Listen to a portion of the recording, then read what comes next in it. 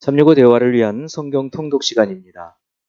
9월 12일 255일차입니다. 오늘 읽으실 말씀은 에스겔 25에서 28장이고 묵상하실 본문은 에스겔 25장 1에서 7절입니다. 말씀의 개요입니다. 에스겔은 1장에서 3장 15절까지 에스겔의 소명을 다루는 서론 부분, 3장 16절에서 32장까지 예루살렘과 유다의 심판 예언, 33에서 48장까지 회복 예언으로 구분됩니다. 또 심판 예언 가운데 25에서 32장은 주변 7개 나라에 대한 심판 예언입니다. 유다를 가운데 두고 동북쪽의 암몬에서 시작해서 모압, 에돔, 블레셋, 또 북서쪽의 두로와 시돈까지 6나라, 그리고 마지막 애굽에 대한 심판 예언까지 7개국에 대한 심판 예언입니다.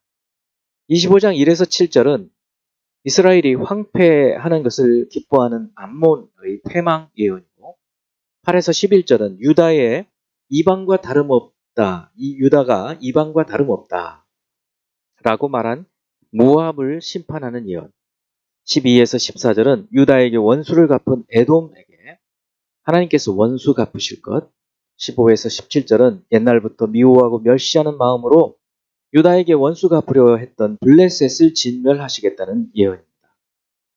26장 1에서 6절은 유다가 멸망하는 것을 기뻐한 두로에 여러 민족이 와서 노략하리라는 예언이고, 7에서 14절은 바벨론의 느부갓네살에 의한 두로의 심판 예언입니다. 15에서 18절은 두로의 멸망을 보고 주변 해양 국가들이 놀랄 것이라고 말하고, 19에서 21절은 두로가 다시 일어나지 못하게 하는 심판을 여호와께서 행하시겠다는 말씀입니다. 이 앞선 네 나라와 달리 두로에 대한 예언이 76절이나 되거든요. 이렇게 긴 것은 당시 두로가 그 지역에서 가졌던 막강한 힘 때문으로 보입니다. 백향목의 나라 두로는 페니키아인들의 제1의 도시국가로 헬라인과 함께 지중해 해상 무역을 장악해서 경제적으로 풍요했고 정치 문화적으로도 발전해서 알파벳을 발명한 것으로 유명합니다. 다윗과 솔로몬이 궁전과 성전을 지을 때 사용한 백향목은 바로 이 두로로부터 온 것입니다. 두로를 심판하는 것은 예루살렘이 무너진 것이 자신들에게 이익이 될 것으로 기뻐했기 때문입니다. 두로는 육지에 있는 도시와 800m 정도 떨어져 있는 섬에 있는 요새, 이 두 부분으로 구성된 지정학적으로 난공불락의 도시였습니다.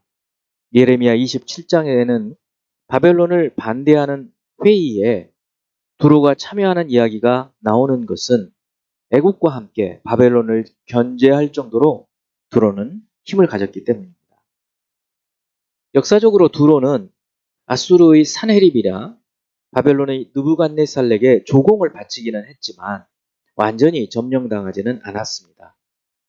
아수르는 북이스라엘을 멸망시키고 두로를 5년 동안 포위 공격했지만 육지 도시만 점령했을 뿐 바위섬 요새는 함락시키지 못했고, 느부갓네살도 주전 587년부터 13년 동안이나 공격했지만 바위섬 요새는 난공불락이었습니다. 두로의 멸망에 대한 이 에스겔의 예언이 완전히 성취된 것은 헬라의 알렉산더에 의해서 이루어집니다.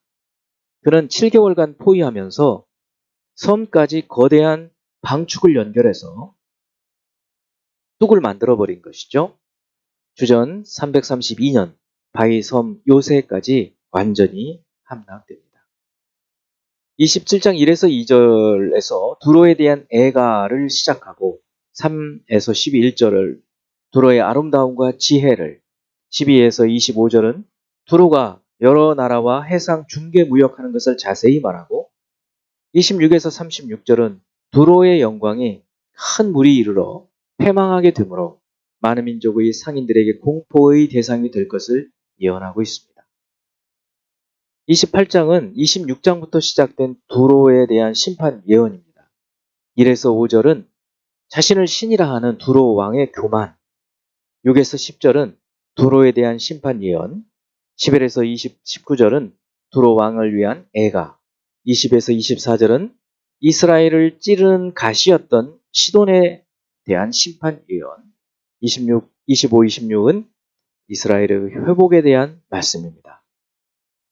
이제 예수 그리스도를 닮아가고자 하는 우리의 목표를 향한 여행을 위해서 질문하고 대답하는 시간을 갖습니다. 첫 번째, 25장 8절. 주 여호와께서 이같이 말씀하셨느니라. 모압과 세일이 이르기를 유다 족속은 모든 이방과 다름이 없다 하도다.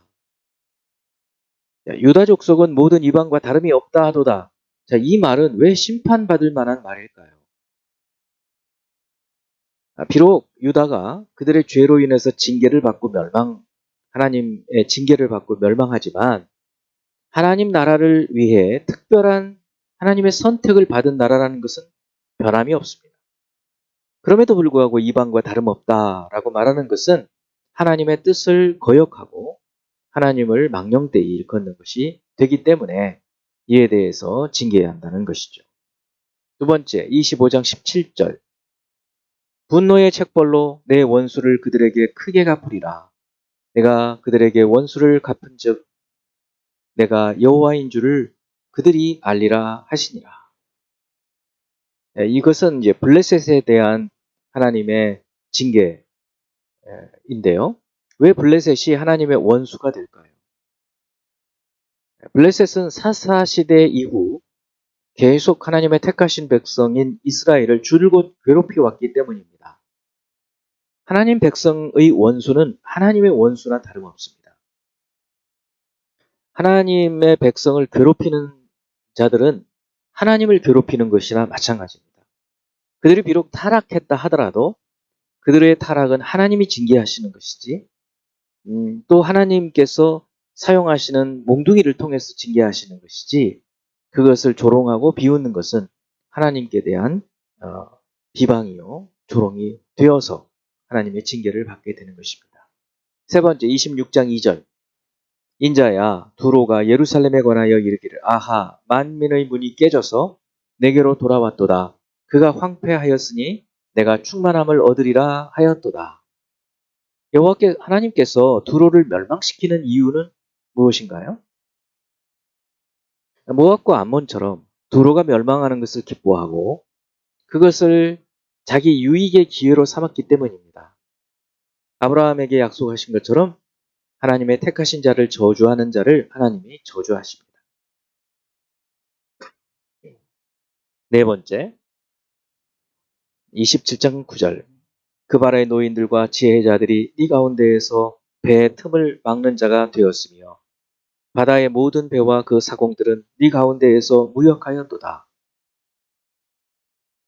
두로 북쪽에 한 100km 정도 떨어져 있는 이 그발이라는 나라의 사람들이 와서 배의 틈을 막는 그런 작업을 하고, 또 27장 전반에 걸쳐서 언급되는 여러 나라들이 있는데, 그리고 족속들, 그리고 도시의 이름들이 있는데, 이런 것을 볼 때 두로의 위상 그리고 그 힘이 얼마나 큰지를 보여줍니다. 자, 이런 것에서 두로의 가장 큰 힘이 무엇이라고 말하고 있을까요? 무역으로 인한 막강한 경제력입니다. 그것이 두로의 가장 큰 힘이 되죠.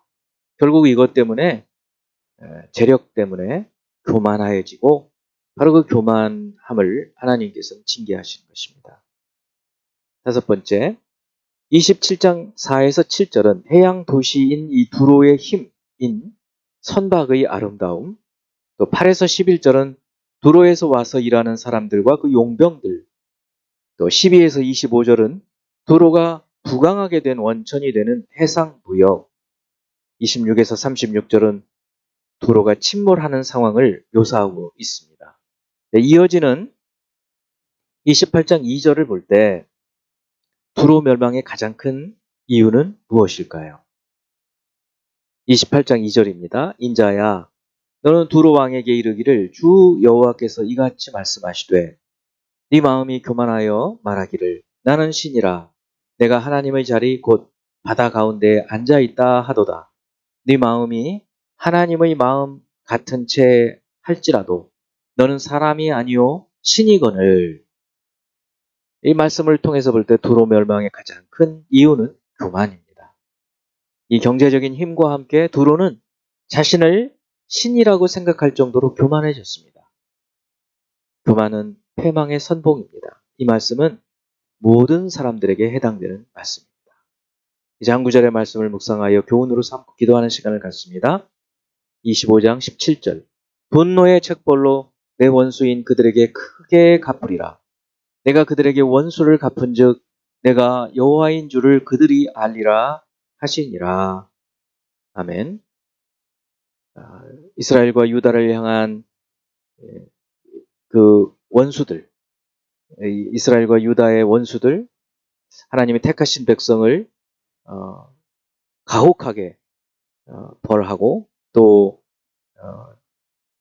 그들을 조롱하고 하는 것에 대해서 하나님은 원수를 갚아주시는 것을 보면서 우리가 비록 때로는 타락했을 때에도 하나님께서 우리를 징계하시지만 그러나 그런 모습을 보고 우리를 조롱하는 자들에 대해서 하나님은 죄가 없다 하지 않으시고 징계하신다. 그런 말씀입니다. 참으로 하나님의 우리에 대한 하나님의 사랑을 생각하면서 하나님의 말씀을 따라 살아가야 할 줄로 믿습니다. 기도하겠습니다.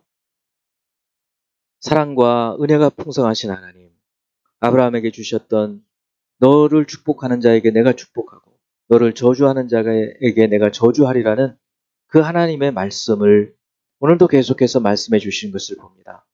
이 크신 하나님의 사랑을 늘 생각하면서 우리를 복되게 하기 원하시는 주의 말씀을 붙들고 살아갈 수 있는 저희가 되게 하여 주옵소서.